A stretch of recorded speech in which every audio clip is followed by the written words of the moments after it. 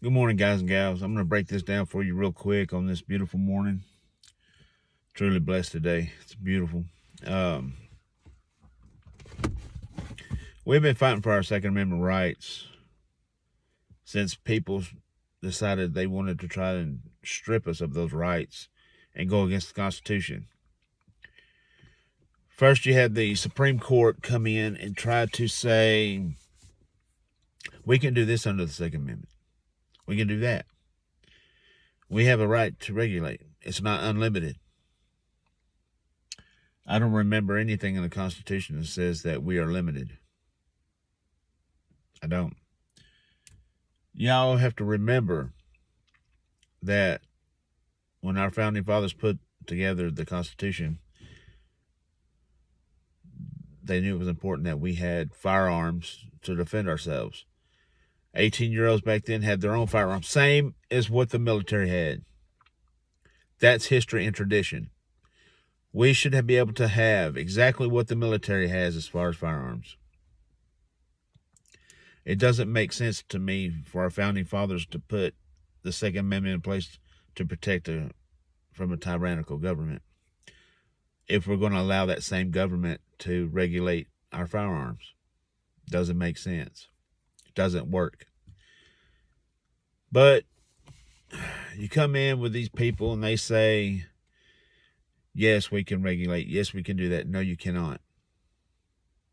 It doesn't state anywhere in the Constitution that you're allowed to regulate. Second Amendment states that a well-regulated militia being necessary to the security of a free state, the right of the people to keep and bear arms. Did you catch that? Arms shall not be infringed. Arms is any weapon that can be used offensively or defensively to defend your life.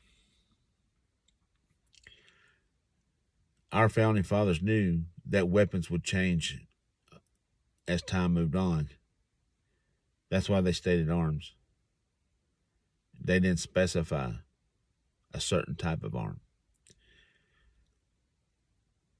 Everyone says, well, those are military grade weapons. What they don't understand is we, the people, are the military. We're your first line of defense. And we're pretty much going to be the last line. So you have to understand, when the British came, the Continental Army asked the citizens to bring their weapons, 18-year-old men, bring your firearms and join, and let's defeat these people. Now you're trying to say that 18 to 20-year-olds are limited on their rights, and that is unconstitutional. If you want them to be responsible, teach them better. Be better parents, better leaders, better guardians. Teach them about firearms, firearm safety. There's 4 rules to firearm safety that must be followed. 1, never put your finger on the trigger until you're ready to fire the firearm. Know your target and what's beyond it. Treat all firearms as if they're loaded. And never point a firearm at anything you don't wish to destroy. So, with that being said, our rights don't end where their affairs begin. But they're trying to make up legislation to go against the Constitution and say that it aligns with the Constitution. You got Miller, you got Heller, you got you got butts in those arguments. Yes, they have a right to carry arm outside the home, inside the home. No, we have the right to keep and bear arms, period. Don't matter where you're at. Period. Y'all need to understand what our founding fathers understood. Citizens need to be ready at any given moment to defeat evil. But we allow politicians to be put in place and we give them too much power. So therefore they say we need more power.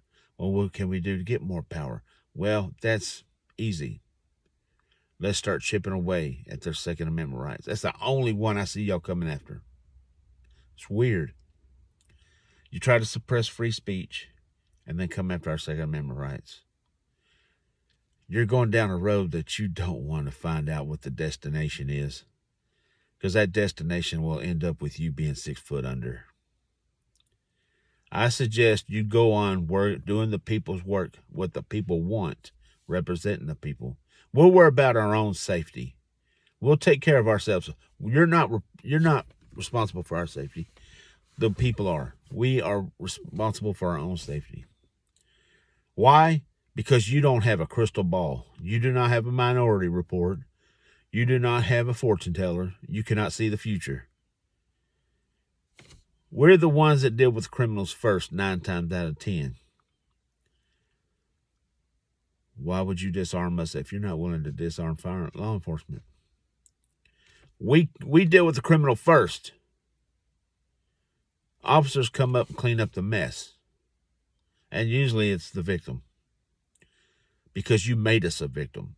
Well, we're not going to be victims anymore. We will not allow it. And if you got a problem with what we own and what we decide to defend ourselves with, there's the front yard. Show up. Come and take it. Because we, the people, are getting tired of it. We will defend our rights to the death. We don't wish no harm on nobody. And we wish no ill will. But we will not stand by and be bulldozed by our government. ATF, you need to back off. You have a job to do, and your job is not to make laws. Your job is not to manipulate laws. You're there to enforce the laws on the books. That is it.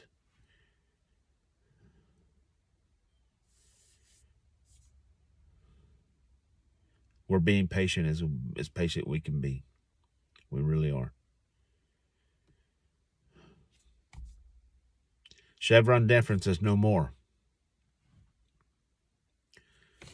You don't have the right to determine what we can and cannot have. Only we, the people, decide what we can and cannot have. Because it makes no sense to give the government power to regulate your weapons when the very reason why the Second Amendment was put in place was to defeat a tyrannical government. You don't give them that power. That power belongs to us. Wake up, people. They're not going to be there to save you. Evil will always be in this world. All we can do is fend it off when it shows up. That's all you can do. Be prepared. The late, great James Yeager said it best. Your responsibility to be ready for the fight never ends. And he was right. You have to be ready. Because if you don't, you'll just be the next statistic, the next number, the next news broadcast. Stop being the victim. Start standing up for your life and your freedom. Deal with any of those who come to try to destroy you. And we all need to stand together for each other. If the government wants to come for you in a tyrannical manner and against the Constitution, we all need to show up and tell them to leave. We all need to come together. You want your rights? Quit crying online about your rights. Start showing up. Demand your rights be restored and left alone. That's the only way you're going to make this go away. Crying online ain't going to do it. And waiting for a judge to get off their ass and do it is not going to happen. You may get little bits of wins here and there. Why not just go ahead and go for the goal? Go ahead and win the war. Pack your bags and show up. Go to the very source and tell them what it's going to be. That's how you deal with that. You don't cry about it online and you don't, boo-hoo, they're trying to do this, they're trying to do that. We need to stand together and and support these lawyers here so they can fight them and da da da. No. You load your mags, you pack your bags, and you show up.